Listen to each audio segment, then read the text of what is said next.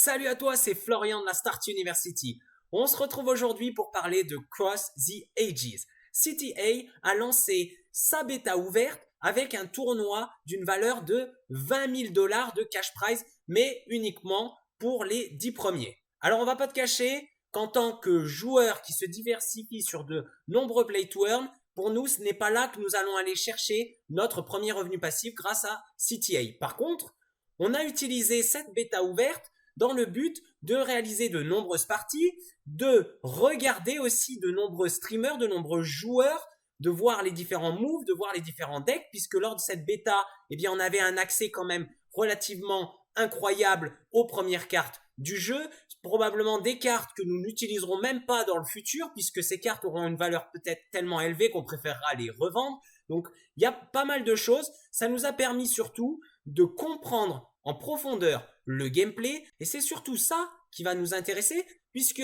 gagner le tournoi, ben, ça va nous permettre de gagner une fois de l'argent, mais à la fin du mois, il y a Cross the Ages qui est déployé entièrement sur la blockchain, et à ce moment-là, on va pouvoir commencer à bénéficier de ces cartes, de ces NFT, les revendre, les échanger et donc générer un premier revenu passif. Et qu'on soit un joueur free-to-play ou un investisseur, il va falloir quand même jouer un minimum. Jouer pour un joueur free-to-play pour pouvoir obtenir ses premières NFT et ensuite se dégager un petit revenu passif. Et pour un investisseur, faire fructifier ces NFT pour prétendre à des récompenses encore plus importantes. Et tout ça, eh bien, vous allez pouvoir optimiser vos gains en connaissant parfaitement le gameplay. Et c'est sur ça qu'on va s'intéresser aujourd'hui. On va se faire toute une petite série de vidéos où on va parler des mécaniques de base, mais également de tout ce qui en découle, de toutes les subtilités, de toutes les stratégies. On va essayer de faire quelque chose d'assez complet parce que, comme j'aime à dire dans les TCG, pour gagner beaucoup, il faut maîtriser le gameplay et maîtriser la macro. Et aujourd'hui, on va s'intéresser principalement à l'heptagramme parce que c'est l'essence du jeu Cross the Ages. C'est ici que vous allez pouvoir trouver toutes les mécaniques de base. Alors ce ne sont pas les seuls, on pourra les combiner avec d'autres types de mécaniques qui sont propres à Cross the Ages, mais déjà si on reste simplement dans les mécaniques de l'heptagramme, vous allez voir qu'on peut les combiner de nombreuses façons pour exécuter des moves de plus en plus complexes. Allez, on se retrouve pour découvrir tout ça sur mon écran. Alors l'heptagramme, qu'est-ce que c'est? Eh bien c'est ce petit polygone à 7 côtés qui représente tous les éléments qui composent le monde de Cross the Ages. Et il est très important puisque ces éléments, à la manière de la philosophie chinoise, vont s'engendrer. Il y a des éléments qui vont être plus forts contre d'autres éléments, des éléments qui vont être plus faibles contre d'autres éléments, des éléments qui vont être des grands copains et se renforcer de façon directe, des éléments qui vont être copains par l'intermédiaire d'un autre élément et du coup se renforcer de façon indirecte. Ce sont les trois grandes mécaniques de base dont nous allons parler aujourd'hui. La première mécanique, comme je le disais, eh bien, ça va être la mécanique, regardez ici, des avantages. C'est représenté par ces flèches. Alors, ce qui est super, c'est que si vous êtes sur la version PC, vous allez retrouver l'heptagramme sur votre droite et du coup, vous allez pouvoir jouer avec, regardez, pour le colorer. Donc nous, on le disait, ce qui nous intéresse, ce sont ces flèches, avantages. Par exemple, prenons la nature. La nature, elle va être en désavantage, elle va être plus faible contre l'air, qui est symbolisé par cette flèche rouge, et contre le feu. Mais elle va être plus forte contre la terre et contre l'eau, symbolisée par cette flèche verte. Et vous pouvez reproduire pour chaque élément, vous pouvez voir à chaque fois leur force et leur faiblesse. Alors concrètement, comment ça impacte le jeu? Eh bien, regardez, on prend un exemple tout simple, le feu. Le feu, on sait bien évidemment que c'est faible contre l'eau, c'est fort contre la nature. Eh bien, lorsqu'on va jouer une carte feu qui va attaquer une carte nature, cette carte feu sera considérée comme si elle avait plus 150 à son score. Par contre, inversement, si cette carte feu attaque une carte eau, eh bien dans ce cas-là, elle sera considérée comme ayant moins 150 à son score. Alors, premier exemple, ici mon adversaire a joué une carte 585 light. Je vais donc regarder avec mon petit heptagramme sur le côté. D'ailleurs, tiens, avant de tout de suite, si jamais vous voyez disparaître l'heptagramme, c'est que vous avez cliqué ici. Donc voilà, vous recliquez au milieu pour l'avoir à chaque fois. Attention, je sais que des fois, ça peut perturber. Donc ici, je vais regarder light. Light, on a vu que c'était faible contre feu. Et du coup, je vais jouer une feu qui n'est que à 455 de score. Mais comme elle va gagner plus 550, eh bien, on va se retrouver à 605. Et voilà, et donc j'ai réussi à lui prendre la carte. Alors un autre exemple, regardez ici, on sait que la lumière est faible contre le feu. Donc imaginons que j'ai oublié cette règle et que je souhaite prendre cette carte feu 595. Ben là, en théorie, je devrais pouvoir la prendre avec ma carte 665 parce qu'elle est strictement supérieure à 595. Sauf que regardez, comme je vais la poser mais qu'elle est plus faible, elle compte donc comme si elle avait 150 de score en moins et du coup elle est inférieure à 595. Donc voici ici le côté faiblesse. Alors pour résumer, chaque élément sera fort contre deux autres éléments et faible contre deux autres. Et à chaque fois, ceci influencera le calcul de résolution des combats et il y aura plus 150 lorsqu'on est en avantage et moins 150 lorsqu'on est en désavantage. Alors sur les forces et faiblesses, vous avez vu, il n'y a pas trop de mécanique, hein. On va pouvoir voir après comment la combiner avec une affinité. Mais je voulais faire une petite aparté parce que ça c'est quelque chose que je vois très souvent, surtout sur les personnes qui jouent le reverse. Alors ça va pas être comme dans ce cas-là sur le premier coup, mais ça arrive souvent sur le deuxième et le troisième coup où vous oubliez le côté force et faiblesse lorsque vous êtes en reverse. Et je rappelle, le reverse, ça inverse complètement les conditions de capture. Donc ça veut dire qu'une carte égale ou inférieure va finalement capturer.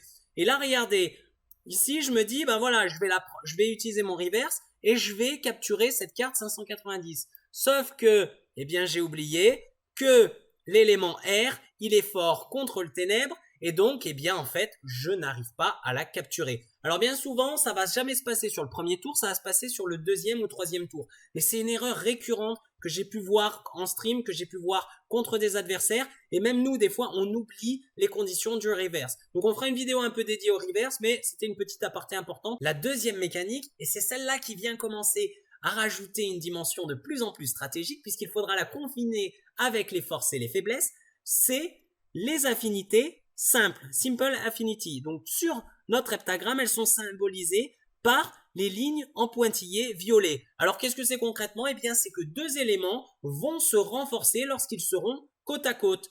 On peut s'amuser comme tout à l'heure à cliquer sur notre petit heptagramme. Donc ici on les voit bien en surbrillance. On voit bien que là notre élément feu, il est en affinité avec l'air et en affinité avec le ténèbre. Et donc, ce sont des affinités directes. Concrètement, qu'est-ce que ça apporte au jeu? Eh bien, si on reste sur notre exemple du feu, lorsque ma carte feu sera côte à côte à une carte air ou côte à côte à une carte ténèbres, chacune de ces cartes sera renforcée de plus 100 points. Donc si ma carte feu elle a 480 et ma carte ténèbres elle a 480, lorsqu'elles seront côte à côte, attention bien sûr il faut que les deux cartes m'appartiennent, eh bien je me retrouverai avec deux cartes de score de 580. Alors ici dans notre cas, on va vouloir construire notre première affinité en lui prenant cette carte terre 455. Donc il va me falloir une carte qui est strictement supérieure à 455 et qui est en affinité avec la Terre. Donc ici, j'ai le choix entre R et O. Eh bien, regardez, ça tombe bien puisque j'ai une carte O 460. Je vais la poser. Du coup, je vais lui prendre sa carte et je vais créer ma première affinité simple. Et en plus, petite astuce, n'oubliez pas, vous pouvez cliquer droit sur les cartes et ici, à gauche, vous pouvez retrouver votre affinité. Donc là, plus 100. Alors regardez ici, j'ai deux fois la même affinité. Ici, j'ai ma carte O à 600 qui est passée à 700. Ici, elle a une affinité avec Terre, donc j'ai bien augmenté ma carte Terre de plus 100. Mais regardez, j'ai refait une affinité avec une carte O de l'autre côté, mais la carte Terre n'a pas augmenté de 200, puisqu'on ne peut pas cumuler les mêmes affinités. Et regardez, on peut le retrouver simplement en faisant clic droit. Ici, on voit bien que j'ai une affinité ici, qui est faite par cette carte et par cette carte. Et regardez, dans ce cas de figure, on va venir créer une deuxième affinité simple à notre carte O. On se souvient, la carte O, elle est en affinité avec la Terre, donc ici on l'a bien. On va venir ajouter une carte light, et là, notre carte O va donc se retrouver à plus 200. Et quand on clique dessus, on voit bien qu'elle a cumulé ces deux affinités. Alors toujours sur les affinités, on a vu que lorsque on attaquait ensuite et qu'on créait une affinité, ça augmentait le score de la carte. Mais attention, vous pouvez également planifier de créer des affinités en prévention d'une attaque et l'utiliser en attaque. Regardez par exemple ici, j'ai une carte 600 O. Je vais vouloir essayer de la prendre par exemple avec ma carte 600 O également. Donc en théorie, si je la pose, eh bien ça devrait faire match nul et donc je n'arrive pas à la prendre. Mais attention au préalable, je remarque qu'ici, eh bien, avec l'eau, j'ai une affinité avec la lumière. Donc là, en théorie, lorsque je vais poser ma carte, elle va d'abord augmenter à 700, donc créer l'affinité, pour ensuite attaquer celle à 600. Et je vais donc réussir à la prendre. Regardez ici, dès que je l'ai posée, elle est passée tout de suite à 700 et j'ai pu finalement prendre ma carte à 600. Donc les affinités, ce n'est pas uniquement défensif, ça peut être également offensif. Pour résumer simplement, chaque élément va être en affinité simple avec deux autres éléments, pas plus, pas moins. Et donc, à chaque fois qu'il y a une affinité qui se crée entre deux éléments, les cartes sont augmentées d'une valeur de 100 points. Attention, vous ne pouvez pas cumuler les mêmes affinités. Donc, au maximum, vous pouvez gagner un bonus de plus de 100 grâce aux affinités simples. Et maintenant, on s'attaque à la dernière des mécaniques qui est liée purement à l'heptagramme, c'est la double affinité. Et là, on commence à faire chauffer les neurones. C'est très simple. Vous avez un élément qui normalement est en affinité avec deux autres uniquement, donc l'air et le ténèbre. Ici, on a nos affinités directes. Par contre, on peut combiner trois autres éléments pour former une affinité entre ces trois-là. Donc, regardez ici, si je combine l'eau, plus le feu, plus la lumière, eh bien ensemble, ils vont former une nouvelle affinité. Regardez ici. Et donc, ces trois éléments vont être en affinité. C'est ce qu'on appelle une double affinité. Donc, bien sûr, chaque élément n'aura qu'une seule double affinité. Pour pouvoir la retrouver, à chaque fois, regardez, il faut regarder, ce sont les coins. Ce sont les deux éléments adjacents à chaque élément. Regardez, à chaque fois ici, par exemple, light, il est avec feu plus air. L'air, il est avec light plus nature, etc. Il faut bien retenir ça parce que c'est ce qui va nous permettre de construire ensuite des decks à 5 éléments pour pouvoir optimiser, donc 5 éléments consécutifs pour avoir un maximum de double affinité. Mais ça, on en parlera plus tard lorsqu'on s'intéressera à la création de decks. Concrètement, en jeu, qu'est-ce que ça implique? Par exemple, on reprend notre exemple sur le feu. On sait que le feu, il est en double affinité avec le light plus l'eau. Lorsque vous allez avoir 3 de ces cartes qui sont adjacentes, eh bien, elles vont gagner plus 100 à leur score. Et attention, on ne peut pas cumuler les mêmes doubles affinités. Après une affinité double, c'est très simple. Regardez ici, on va prendre par exemple cet exemple où ici on voit qu'on a ténèbres et terre. Donc ténèbres et terre, donc on pourrait soit rejouer une carte nature si on avait une carte nature, donc pour faire une double affinité à partir de là. Donc là, je n'ai pas de carte nature. On va donc essayer de construire une affinité sur ce coin-ci. Donc il va falloir avoir une carte terre, une carte ténèbres, et du coup on va simplement regarder rajouter une carte eau ici, et on va créer une double affinité.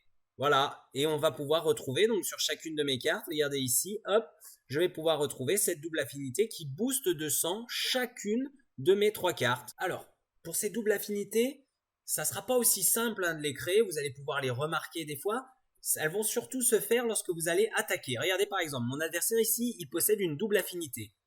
Moi, qu'est-ce que je sais? Je sais que sa double affinité ici, donc elle reprend feu, eau, light. Dans cette double affinité, je sais que l'eau est faible contre les ténèbres, que les lights sont faibles également contre les ténèbres, ok? Et donc en plus, ténèbres, feu, eau, donc ici ténèbres, feu, eau, forment une double affinité. Donc qu'est-ce que je vais faire? Je vais venir reprendre ces deux cartes pour lui prendre sa double affinité et en plus me créer une double affinité. Donc je vais me retrouver avec deux doubles affinités. Regardez ici. Donc on pose la carte, on lui récupère bien l'eau et la light, l'eau récupère la feu, et là j'ai créé une double affinité. Regardez ici, on va poser une carte feu, donc on va essayer d'aller chercher un triple bonus, donc ça sera très rare et difficile, c'est-à-dire que sur notre carte eau, on va cumuler l'affinité avec la terre, l'affinité avec light, et on va en plus cumuler notre double affinité, donc ténèbres, feu, eau. Et donc on se retrouve bien, regardez ici, avec une carte eau qui a cumulé 3 affinités. Alors en plus, elles ont des doubles affinités entre elles, mais voilà, donc c'est le maximum que vous allez pouvoir faire, c'est augmenter votre carte de plus 300. Pour résumer, chaque élément va avoir 2 affinités simples. Donc ça, on l'a déjà vu. Mais également, il va n'avoir qu'une seule affinité double. Et comme on ne peut pas cumuler les mêmes affinités, ça implique que chaque élément ne pourra augmenter son score grâce aux affinités que de seulement 300 points au maximum. Et c'est en maîtrisant parfaitement et en connaissant votre heptagramme que vous allez pouvoir créer de véritables monstres. Ici, on voit mon Brinhall plus Samrock qui est à 1180 de score. Allez, essaye de me la prendre, tiens. J'ai parlé un petit peu vite. Donc voilà, même quand on fait une carte à 1180, on peut toujours être prenable. Bon, ce cas a peu de chances d'arriver, mais il faut que je retourne bûcher sur mon heptagramme. Eh bien, c'est tout pour cette vidéo. Aujourd'hui, on s'est intéressé essentiellement aux mécaniques de l'heptagramme. On va faire d'autres vidéos sur les autres mécaniques puisque ça ne se limite pas uniquement à l'heptagramme. Donc, si la vidéo t'a plu, n'hésite pas à liker et à t'abonner. Et on se retrouve très bientôt pour du CTA.